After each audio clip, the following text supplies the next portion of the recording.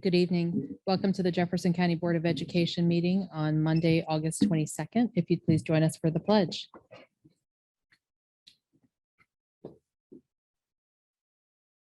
I pledge allegiance to the flag of the United States of America and to the republic for which it stands, one nation, under God, indivisible, with liberty and justice for all.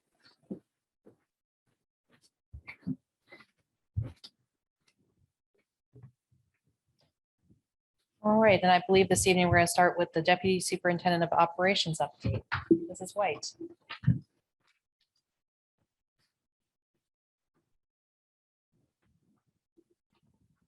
Good evening. Good evening. I'm going to start this evening with a child nutrition update. Mr. Bites, the coordinator of child nutrition, in order to increase student engagement in meal planning, is having each school, he's requiring each school to try something new on the menu and hold a taste test with the students. The idea is to have cooks step outside their comfort zone and create something they would not normally make. They will offer small portions to all students, and then they'll have a follow-up survey to see if the item is something students would like to see on the menu. Child nutrition will use the data collected to bring on menu items that will be supported by the student population. And I'm very excited to see students involved in being able to choose what they're having to eat to a degree. Progress on bond projects is next. And I'd just like to periodically show you the link of the bond projects. This is found on jcswv.org. It's found on the menu under Bond Building the Future. And we have the projects in certain phases. The first phase, the first wave there we have are all of the projects, and the top one is the only one that remains uncompleted from last summer. And it's simply converting water fountains to bottle fill stations. As you know, during the pandemic, we've had some supply chain issues. Sometimes it's still ongoing. We're pretty much done with that project. I don't want to check totally complete yet because we have a few more to do, but you'll note that set of projects is all completed. If you scroll down, Jason, the next set of projects are all completed, and except for the STEAM labs. Now, I want to give a brief report on it because the middle schools have been working to create spaces and rooms and ordering materials and supplies. So they're well underway with this project, as is Mary Lynn, who's heading up the elementary projects with the STEAM kits. And she's come quite a long way with the kits. And a week or so ago, she held training for teachers who will then train other teachers. Part of the training asked the teachers to check out the kits and try a project. Like that was part of the training, is that they now have to go implement this in their classroom. So that project is rolling along as well. I don't want to check completed yet, just simply because we want to embed it in the curriculum a little further before I check done. But that project is going very smoothly and well received by the teachers. The mag lots at JCTOF are completed, and we are in progress of the Paige Jackson room for the tribute hall. That project, the room has been demoed. So if you go in the room, it's kind of a blank slate. The folks for the museum we've brought on, and they are going through artifacts to see how they'll best be displayed in the room. So they're working on some archiving right now. The next project, of course, will be to change the room. That room will have the drop ceiling removed. There's a nice ceiling above it, so it will open up the space a little more. Then we'll paint the walls, kind of put in a floor, and then the last part to be added will be the museum type of artifacts, and they'll best design the interactive displays for those. Currently, this summer's projects are all completed, with the exception of the Charlestown Middle School bleachers. Those are awaiting to be installed. We just have to set the new bleachers in, and that should occur later this week. And then we'll have wrapped up all of the summer projects. We're currently interviewing, or did interview last week, for Clerk of the Works, just to give you an update on the new schools. And we'll be hiring 2 Clerk of the Works, 1 for each school, in the very near future. So when we do, I'll make sure to give you a progress update on that. The next thing after they're in place will be to go out to bid for the 2 new schools and find a general contractor. Thank you, Jason. In maintenance, we have completed phase 1 of the South Jefferson Sewer Project. It is on time and on budget, and I hear South Jefferson's very happy about that. Harper's Ferry Middle School update, also under maintenance. We completed the structural interior repair plans. The specifications were completed August 19th. And we're now going to issue the plans and specifications to 3 local contractors for competitive pricing. That will be August 23rd, which is tomorrow. Once we receive competitive bids, we want them to be able to have time to put together a bid package, and that will take place September 8th, 2022. We'll award the contract, give them notice to proceed on September 20th. Substantial completion of the upper floor will be November 11th, 2022, and substantial completion of the main floor, December 30th, 2022. Now, the above scenario and timeline assumes that all materials will be ready, available, and bidding contractors can meet the proposed schedule. The construction estimate for this project is $41.36 a square foot for a total cost of $537,630. Of course, this is minus the cost of the 8 classroom modular and other related costs we've incurred to house the students while we complete the construction. Finally, transportation held a tabletop exercise last week, and in conjunction with the Transportation Security Administration, also known as the TSA.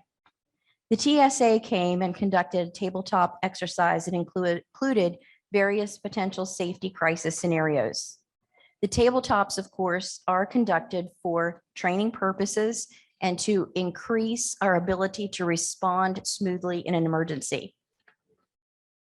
They lead local school districts through various crisis scenarios, and they ask us to respond. They brought with them about a dozen people, note takers, and other personnel that assist in the process. The note takers create a detailed action after action report, and they give it to all local stakeholders who participate. It provides information on strengths and areas that need to be tweaked for an overall better multi-agency coordinated response.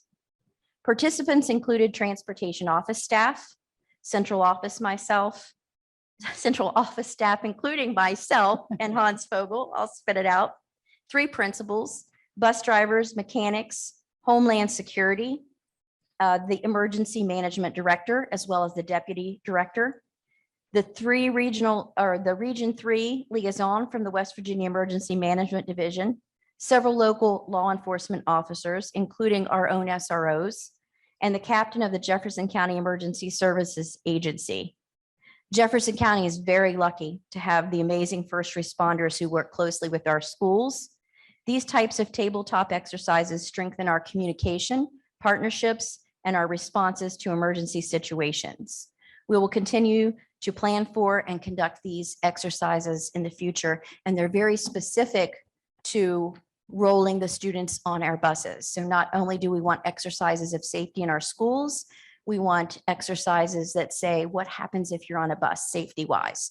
So it was a productive exercise, and all of the respondents did extremely well.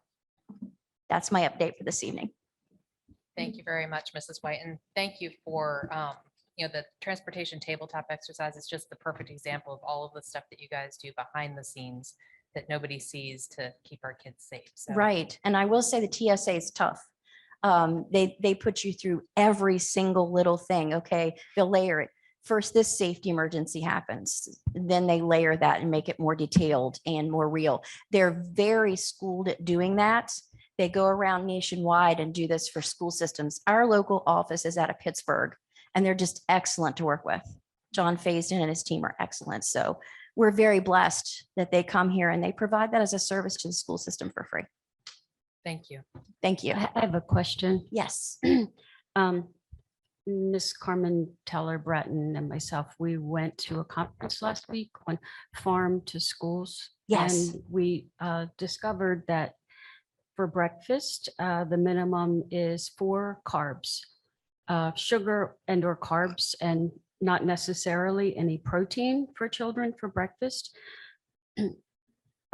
Do we offer protein, even though it's not on the required list from the federal, the federal standards? For breakfast? Yeah. Yes. What they have to do is we look at it overall in a week, and there are a certain amount, carb counts, sugar counts, protein counts you have to make in a week. So you look at the week and you break it down, and Mr. Bites could speak to you much more clearly about it, but they have to meet certain counts for a week. So on a certain day, they might not have the protein necessarily for breakfast, might be included with lunch. And then they're overall going to meet a weekly count. And he does monitor that closely.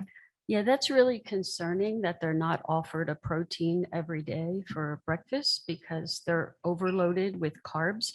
And that affects the blood sugar level and the attention span.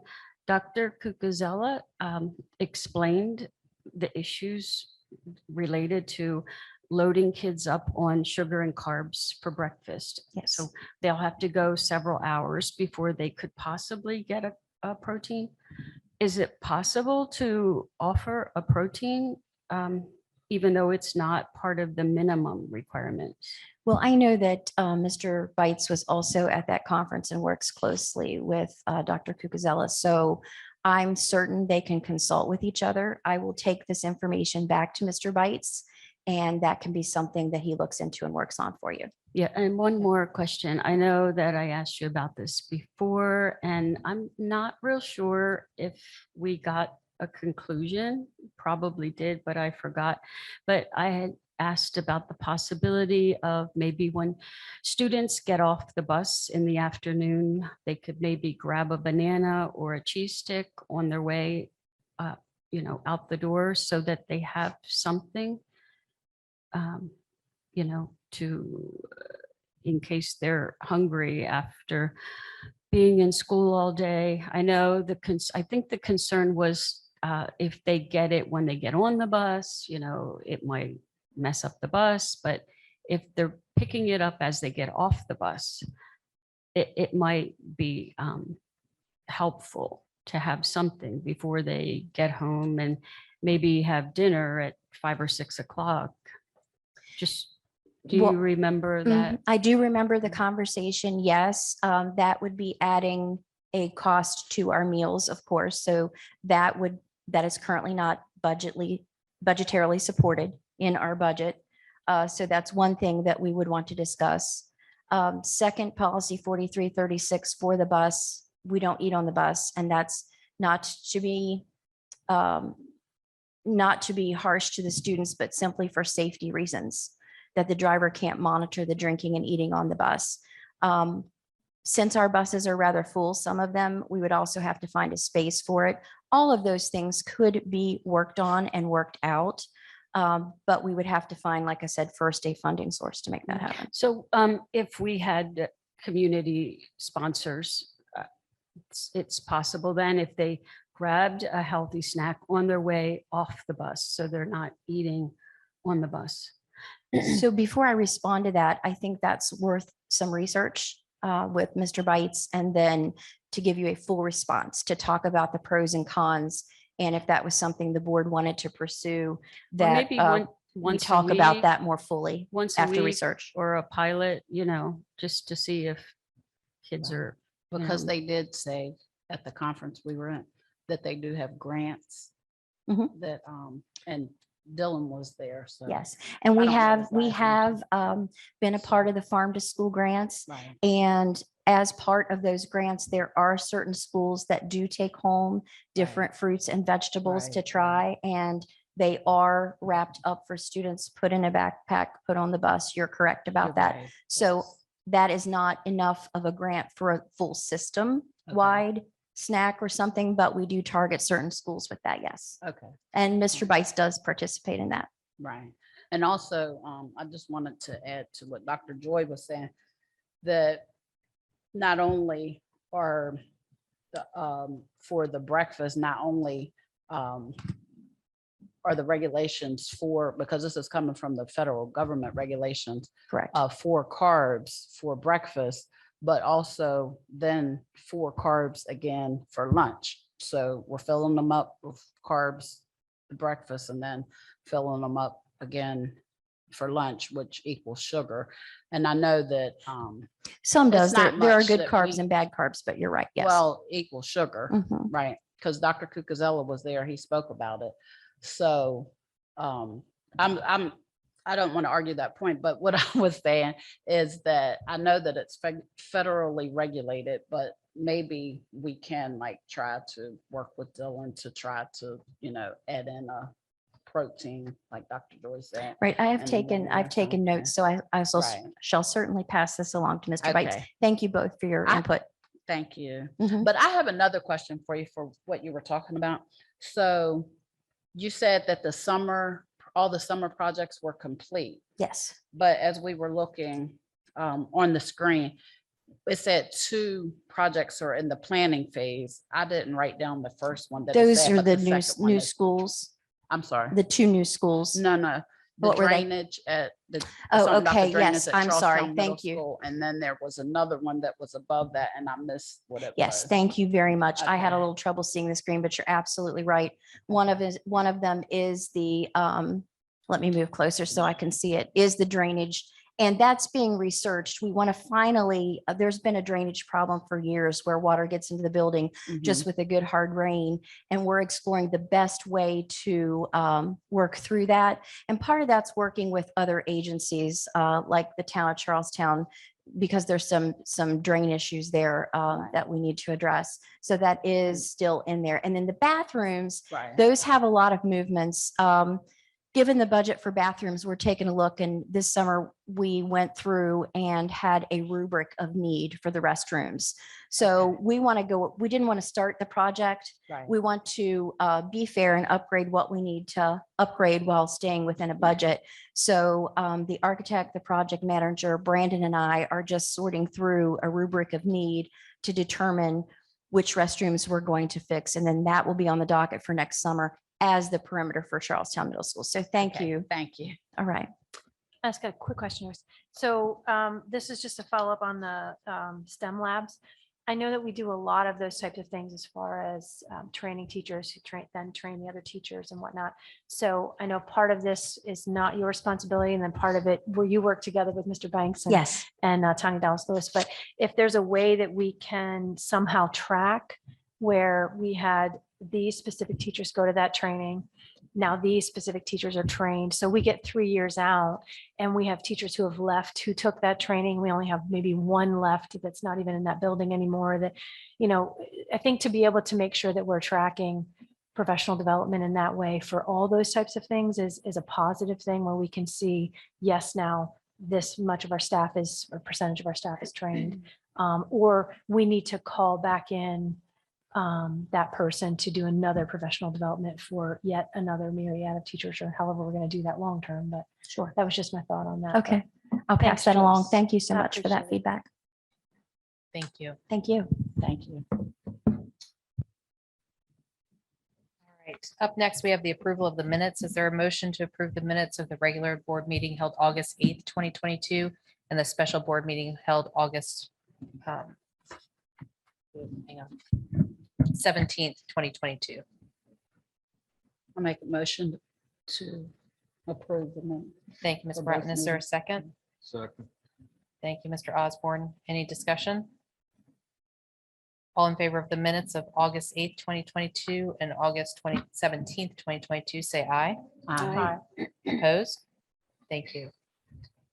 And no citizens' comments this evening? All right. Consent agenda.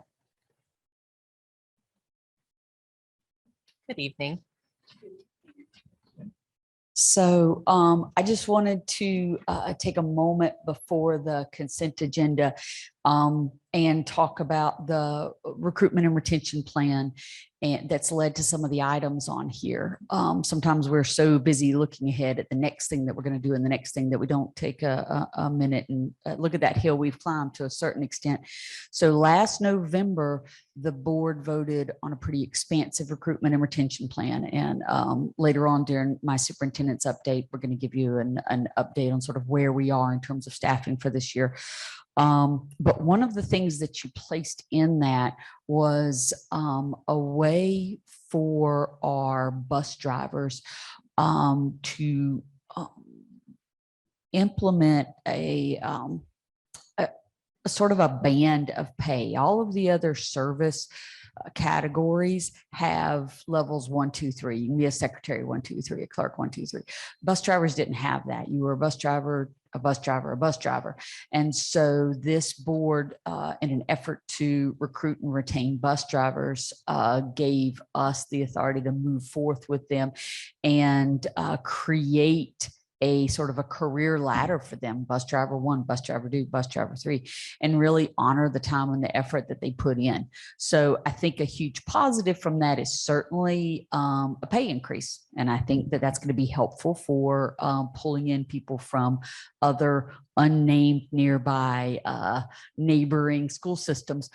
But I think more importantly, what it shows is that there is a board here and an administration here that's willing to partner with people, because that bus driver 1, 2, 3, no one else in the state is doing that. So we didn't get to go and just pull a job description off a shelf. JR and Amy and legal and a whole host of people, and bus drivers from newbies all the way to the most senior bus drivers came to the table. They wrote those. We put them out to the rest of the bus drivers. We asked them their opinion and their feedback. They came back with it. We built that together. So I think sometimes when we're talking about recruitment and retention, a lot of times we talk dollars and cents. And make no mistake, we're putting $5 million more into recruitment and retention this year with pay raises and incentives than we did last year.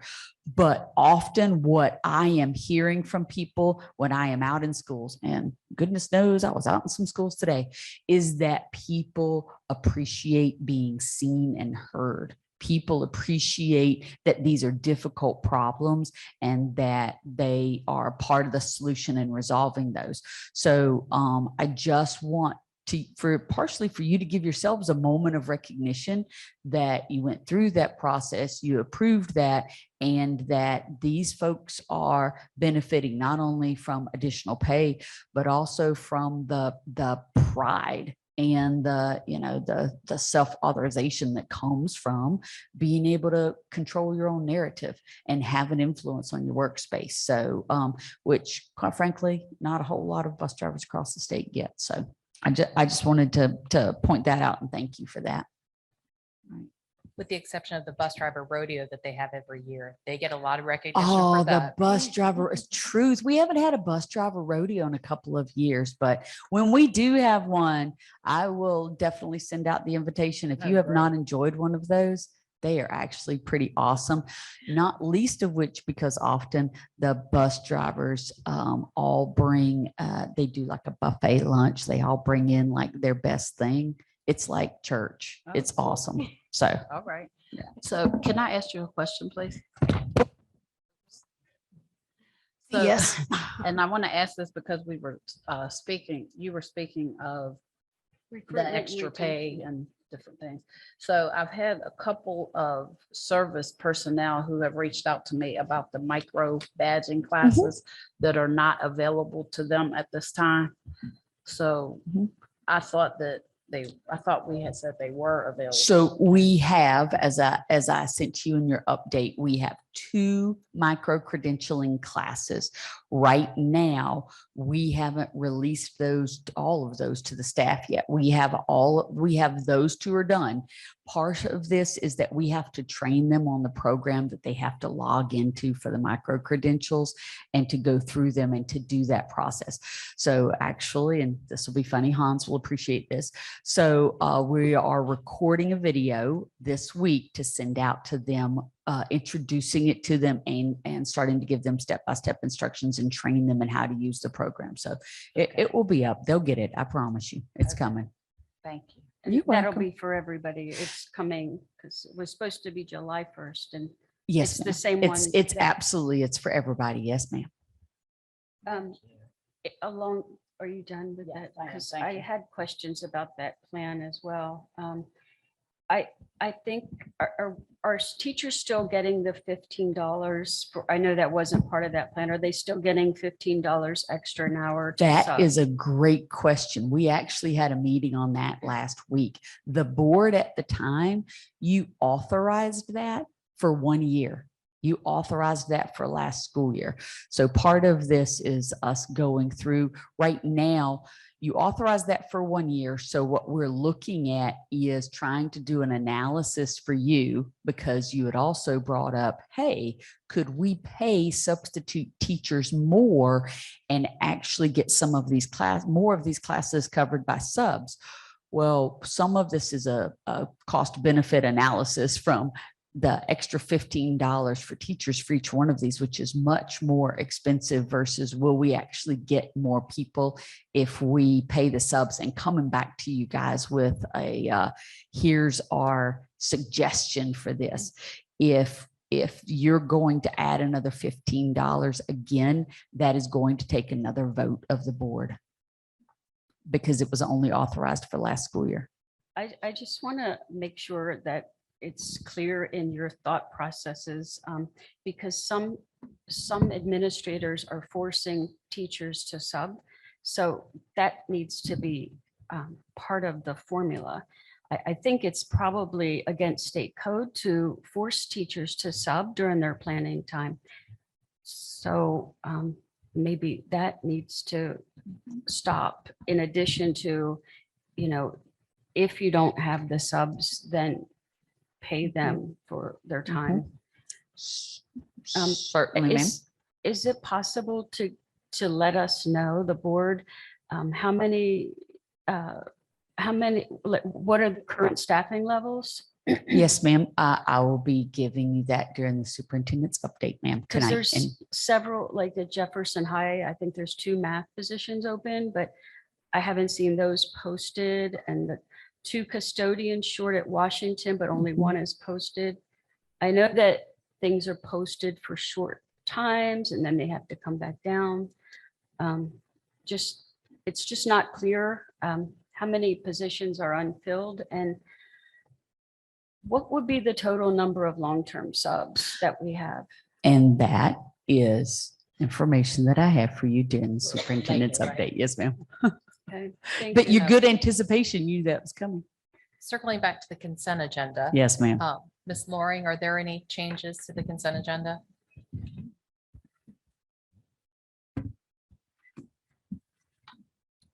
Yes, there are.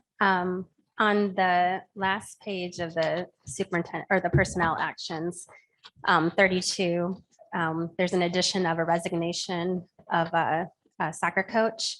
And then correlating to that on the attachments of the fall coaches approval list is a removal of that name from the list.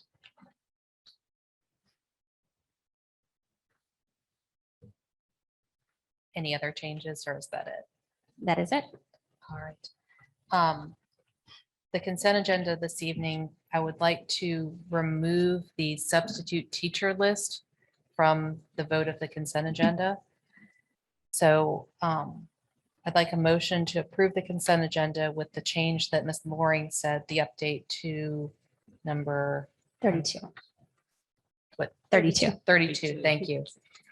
Number 32, also the coaches list regarding number 32, and removing the substitute teacher list. Is there a motion? So moved. Thank you, Ms. Ogden. Is there a second? Second.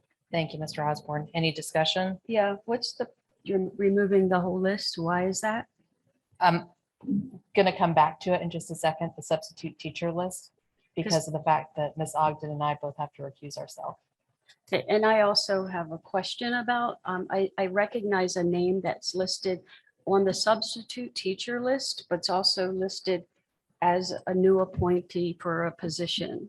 So number 12, under personnel being recommended for already existing positions. I mean, it may be the same, it may be a different person because it's a common name, but I was just wondering if that was a mistake. That person's listed as a sub.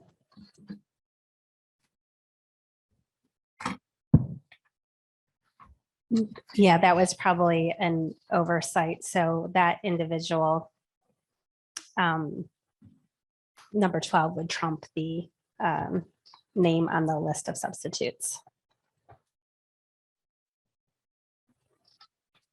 I'm sorry, you said she is a substitute or, No, the appointment okay. would, the appointment into that position would trump the listing of the name on the substitute teacher list. And that's for Walters, correct? No, You You said said number number 12.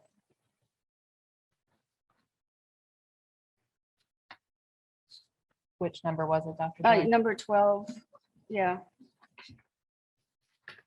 The person, number 12. Point. There's another person too. It's on the sign-on list. Yeah, Picard Carter. Ms. Carter. Yeah, that's right. Mhm. Okay. And then Ms. Lauren, can you just go over as well the section 3, the creation of new positions? Can you just verify that 2 of those are already funded? Because they would be different than creation of new ones. Is that correct? Correct. Yep. Number 19 and number 20, the aides, because we had changes in student status where they're no longer in need of these services. We would take that position then and move it to the position and the position funding over to these 2 positions that are listed here. So they're already in the position roster and in the budget. Number 18 would be a position that is out of budget. It wasn't budgeted for this year. And we're asking for it out of our funds because we've had an increase in student enrollment in the pre-K special needs program. So we need, by ratios, we need to staff it. Thank you. And so I was just curious why there's a jump from number 17 to 20. Goes to part 3, current personnel transferring. Is there something missing or? 17 to 20.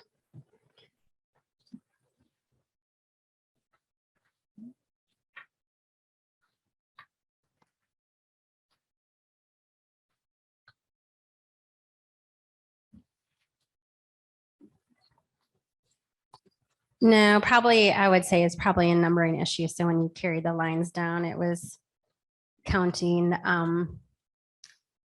the row where it has the section header 3, and then the next row, the header, it was counting that as 18 and 19. So it was a formatting issue. Nothing skipped.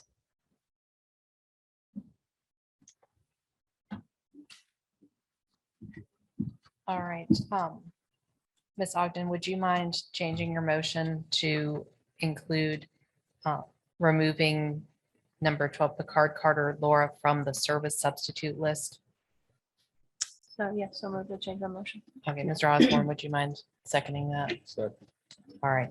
So the motion currently is to approve the consent agenda excluding the I want to substitute. make a call to order, I believe. Or is it appropriate to ask Mr. Ogden to second, or wouldn't you just ask that someone second it? Well, he seconded the original And I motion. made the Oh, actual is motion. that, Yeah, y- so you're she has supposed asked to- me to be able to. But you amend have- My motion, yeah. 'cause it is was- that right, Mr. Osborne? Is that what you have to do? Okay, thank you.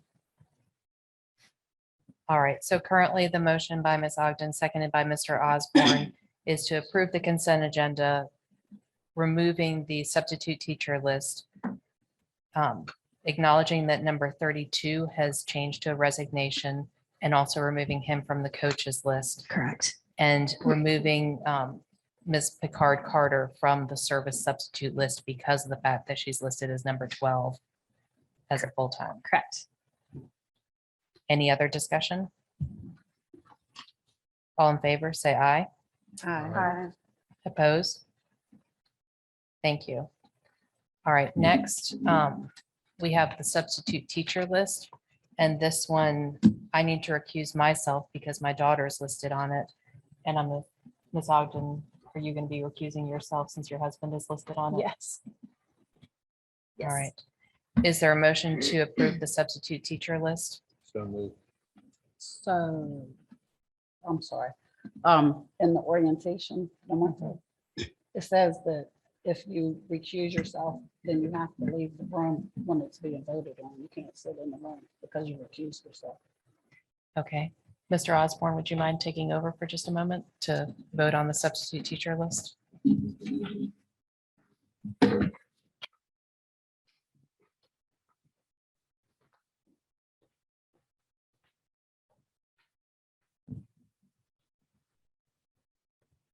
Is there a motion to approve the substitute teacher list, excluding? There are no exclusions. to it. Correct. Is But there- you excluded. Well, I mean, yeah, we already covered that. So if they're already excluded, so now it's the list. Yeah. I'll make a motion to. approve. Thank you, Ms. Brown. Is there a second Second. discussion? All in favor, say aye. Aye. Opposed, no. Motion carried. Thank you.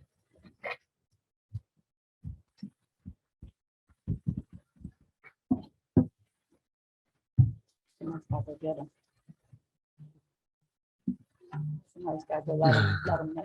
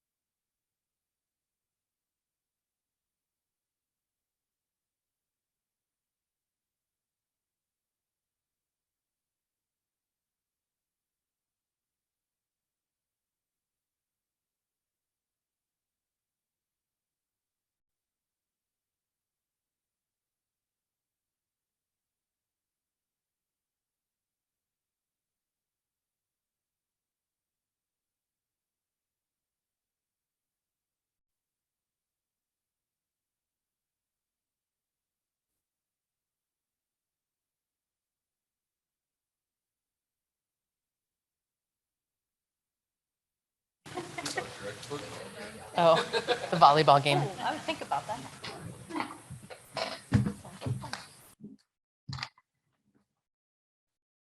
All right. And then unfinished business, none. Superintendent's comments. Thank you very much. So I have a couple of things. First and foremost, thank you very much to all of you who went out to schools today and welcomed our kids back into the buildings. I was very blessed. I got to both high schools, all 4 middle schools, half of our elementary and OLC, and uniformly really heard surprisingly with some of the other obstacles that we've had, a tremendous positive response from the teachers. They loved the new folks in their building. The kids were very cooperative. They were eager to get back for the school year. It was really a great day for those of you who have been reading the missives that we've sent out. You know that at the prospect of the start of a quote unquote normal school year with joy, WVDE apparently took exception to that and said, why, we can't have that. So threw out Weavis 2.0 at us. So kudos to our staff. Last week, not many people are aware, our special education staff stayed and printed out 1,400 IEPs and distributed them by hand so that folks would have them to start school. Our staff's been in here over the weekend having to do some gyrations because we don't have access to all the electronic tools that we normally would, but they have stayed really positive. In particular, I'd like to give a shout out to Harpers Ferry Middle School. Sometimes you know when a staff is doing a spectacular job by what doesn't happen. And today, all 3 grades were there. Everyone got their laptops. They actually went through an exercise with all of them, rotating them through their classes, having them open up, log into the class, make sure they had everything that they needed. Very well organized, very positive, cooperative. They took what could have been a scary situation for kids or for parents and really just turned it into a show of what a staff can do when they're just focused on kids and the outcome. So that was absolutely wonderful. So it's been a great opening day, and I appreciate all of you who went and walked kids in. The staff see you there. They see you, and I hear when you're there, and they appreciate your presence more than you know. So in terms of staff, one of the things that I wanted to do was to give you a quick snapshot as of today of where we're sitting at. And I think sometimes folks aren't aware of just sheer volume. So this year for the 22-23 school year, overall between professional and service, we had 320 vacancies to fill. That's a lot of positions of people moving, taking other careers, moving around within schools. And during that time, we filled 265 of those. So it was a pretty Herculean effort on the part of the staff. Of those new hires, we also hired 116 new substitutes. There's been a big push on the part of human resources to go in and to, we've had a number of job fairs. You've seen our signs up. We have gone through a much harder push than we have to get out to people and sort of cut through the noise and let people know who we are. As of today, we're sitting at 13 current teacher vacancies. I will tell you right now, that is far lower than anything that I would have anticipated at this time of the year. I really have to give kudos to our HR department and to our principals for the process that they're going through for hiring. Now, to an earlier point, we do have a lot of new people. One of the things that is a strain for us is that we have a lot of folks who are new teachers who are long-term subs. They are degreed, but they haven't taught before. They don't have a teaching license, and they take a lot more support. They take more mentoring. They take more training and pedagogy. And right now we have 82 long-term sub professionals. So that is a lot of people who bright, intentioned, who have a degree, simply they need a lot of support knowing how to teach. So we've the HR has been able to do that. As I said, they've run 9 job fairs this year, 7 in person and 2 virtual. A job fair is a lot to put on. That's a big event for us. We have to staff it. We have to get all the materials there. We have to advertise for it. And a lot of those have really just been putting our name out there and letting people know who we are and what we stand for. But I'm going to turn it over to Miss Loring because she has a lot more intimacy with the day-to-day numbers and the details. But I think the overall is that, yes, there is still a significant staff shortage. Yes, we are out there fighting every day to get folks here. And part of that, quite frankly, is how we present ourselves what kind of a place we present ourselves are. Are we supportive? Are we positive? Do we recognize the issues that we have and then own that we have work to do them, but we do it in a collaborative, positive, meaningful way and make everybody part of the solution moving forward? I think that we do. And if that's what we get out to folks and that's how we conduct ourselves, then you build it and they will come. I believe that. So I'm going to Can turn I that over ask you to to Ms. Loring. clarify, you said 116 subs? Yes, ma'am. Does include the 82 long-term subs or does it? That I have to leave to Ms. Loring. I'm sorry. That's a great question. So I'll turn that over to Ms. Loring. I don't know the answer to that, but thank you.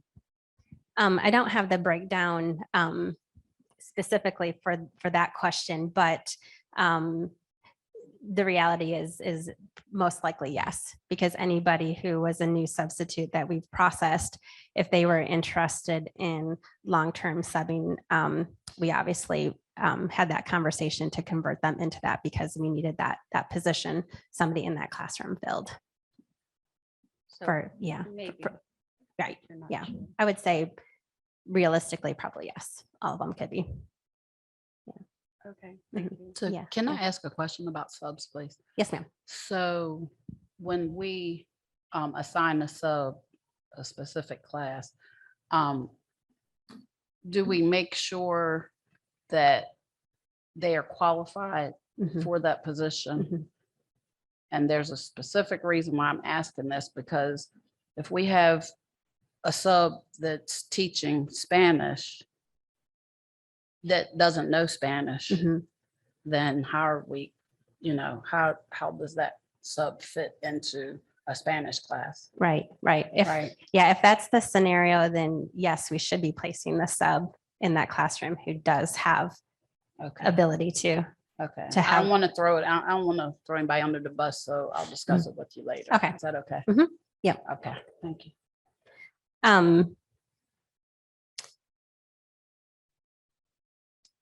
Of those long-term subs, I wanted to share with you too that we've been with the alt cert changes that the state has implemented over the last couple years.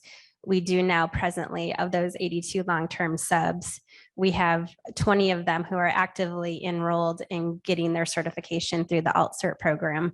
And we have 20 who have moved that conversation into us presenting them information and letting us know that they're interested in pursuing that further. So it is our hope in human resources and our goal to work with these long-term subs to convert them to having certification, because with the pathways and the resources and the educational costs that we have available to them, realistically, that number should be shrinking significantly over time with the resources that we have. So that is a goal of ours. With that, we've got of those numbers, we have 49 fully certified teachers, and we have 10 of the support staff professionals that are fully certified. With our service positions, the breakdown of those vacancies right now, we have 17 aides. And generally what happens with that is that there's some movements and restrictions that happen with some of our service personnel during the year. And a lot of these positions are due to some movements, and we have to go through the posting process and we have to test and go through all those steps. So those are in motion. It just with the timing of things and the way the code affects the movement of service personnel, it's a little bit more step-by-step oriented than what our professional hiring practices are. We have 3 cooks, 1 secretary. Again, these are all in the hopper, so I'm expecting some closure on most of these soon. Our bus operators, I'm very pleased to share with you that we have 13 bus operator candidates in the training platform. And so it's our expectation, as soon as they complete the required training, we will have bus operators for all of our routes that need a bus driver. 3 custodians, and then 1 general maintenance position. As Dr. Gibson said, we did participate in 7 job fairs that were available to us this year too, are still on the virtual platform from those organizations. And we attended 5 in person, and we hosted 2. And just to kind of clarify some information about our posting process, every single professional position has been posted. And some of them have been reposted based on the lack of applicants that we received. And typically what happens, how we repost positions is that either a principal has to request a job to be reposted. They're the ones who are on the ground having the next phase of the conversation. So if that position posting didn't generate any applicants, then they have to have a request to us or a conversation with us to post. And then we monitor it on our side too, having that oversight that if we see some positions that had been posted and we're not receiving any feedback or information about, converting that to a request to hire, then we reach out and ask them, do you need this position reposted? Do you need this position reposted? So I just wanted to share and relay to you information that all of our positions have been posted, but specifically, I want to make sure I clarify that all of our professional positions have been posted at one time or another.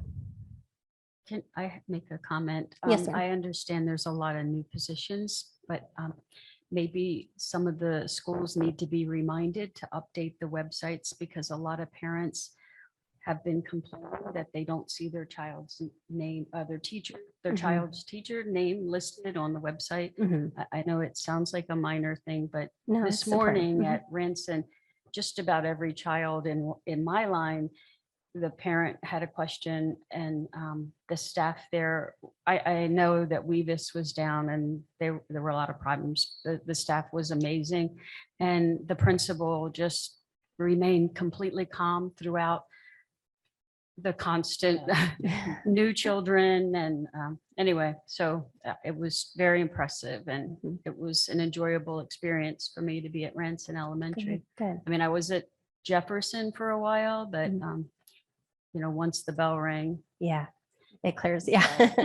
Yeah, I noticed that too. Yeah, and that was the other thing that I wanted to share, that several of these vacancies that still remain, typically what you're going to see with those were issues and incidents where the individual had resigned really at the last minute in the 11th hour. So that does delay our ability to turn that around pretty quickly when we get such late resignations. So that's going to be attributed to some of these still vacant numbers as well. Thank you very much, Ms. Loring. And, 13 teacher vacancies on the first day of school in this day and age. That's good job. Yeah, thank you. And thank you to my staff and our administrators who worked very hard to, have the conversations. Everybody had a role in getting to this achievement. So I'm very proud of the team that we have here. So thank you very much. I appreciate it and your support too. Because you've seen the data in the news. You see the news stories about what the shortages are and the deficiencies that a lot of school districts have. And I think the fact that we are getting responses and we're down to this number shows that the recruitment and retention plan did have an impact on us getting to this point, and the things that we were able to, that we are able to offer and to continue to offer really is another big piece of how we got here today. So thank you again for your support with that. Gosh, that's one quick clarification question and really educational question for me. When we have, the teachers end the year, or, all of our staff ends the year, and then do we typically ask them to re-sign contracts by the end of June? Is it July? Do we give them an opportunity to sign whenever? Yeah. And if they do, and when they do sign the contracts, like, do they have to be all signed by, say, June 30th? And if they do then sign it, and then they decide, I'm going to go somewhere else, is there a clause in there for that they can't do that? They can't do that in the state of West Virginia. Are there any laws for that whatsoever? No, and I will tell you that I've had worked on this very hard, and what it came down to is no, there's really there's no teeth to holding somebody to a contract. Like in Loudoun County, I believe it's by June 30th. If you're going to leave Loudoun County, you have to make notification by June 30th. If you do not, you cannot get out of that contract and have to complete another year. So in the research with West Virginia, the state's super ahead a few years back when the late resignations were getting to be very difficult, because at the end of the day, when that teacher's not there, that staff member, it really impacts the students. That's the bottom line of who impacts, because we miss an opportunity to put a qualified person back in front of them. And so it was something that was becoming more and more of a habit, and something that we were seeing. And so they had put into place some statute that the state superintendent may hold the contract for the next school year, or not the contract, the teaching certification. But because the language was written as may, there was never any decisions to actually do it. So yeah, So that's a legislative issue. we can it's a work on. legislative issue. Yes. Okay. Yeah. And Others- these teachers, yep. once they get on a continuing contract, don't sign a contract every year. then. No, Is that no. correct? Yeah, they're continuing a contract long stays in as effect, but it's still like the same, even though you hold that continuing contract and you don't get one, you're still under a contract. Yeah. And probationary is is an annual contract for 3 years, and on your 4th year, you convert to the continuing. I just want to point out that it's nice that there are only 13 openings, but certified teachers bring a whole lot more value than subs or long-term subs. And that should still be the goal, to be hiring certified teachers. Right. It is. And I will tell you that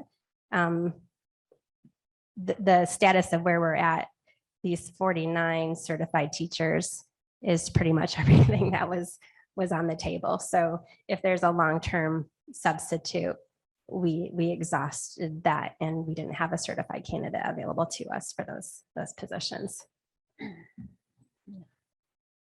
Thank you. Yeah. Yeah, but no, it is a shared goal to have certified teachers. That's our first and foremost priority, to have certified viable candidates. Absolutely. And it sounds like when you can't find them, you're making them. So That's exactly. Well, I think it is nice to see so many people that are stepping into these roles that, some of them are working out very, very well, and finding this is a passion for them, and it is something that they're very good at. Mhm. And the students are responding very well to them as well. And that's been really fun to watch too, and the excitement there. And I'm thankful for different community members that are stepping up and, Yes, finding their joy here. And it's good to see. absolutely. Yes, we have. We've had, great long-term subs who committed to helping fulfill our staffing goals. And this year is no different. We have, like you saw, the new ones, and them, along with the ones who continue to help and serve us. The energy is vibrant, and they're excited, and just the energy that they gave off today was it was just very uplifting and positive to see and be a part of that today. I Right. enjoyed that, and seeing them Just can I together. just say, I was at Charlestown Middle School, Ranton, and North Jefferson this morning. And Charlestown, the way that we all came together just to get schedules out, like they had printed all the schedules for all the students because of the issue with Weavis. And it was like we all worked together, and I would say with really probably less than an hour, we had given out all schedules to the students as they came in, and it was just a great thing. And it was only a couple that didn't have schedules printed, but then Miss Mills went straight to her office, printed those, and got those children in class. So it was great. And then North Jefferson, just the welcome that they had for their children with music and balloons, and it was just great. And then, like Dr. Joy said, with Ranson, everybody stayed calm and cool, and everything got worked out. Of course, I got over there just a little later because I was at Charlestown, but it was a great thing. I'm just telling you that my whole day was made from just attending that and seeing the children and the staff and the parents, everybody working together. I'm just elated over this whole thing. I love it. thank you very much.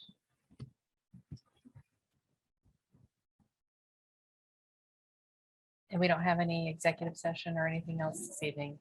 All right, 6:59, meeting adjourned.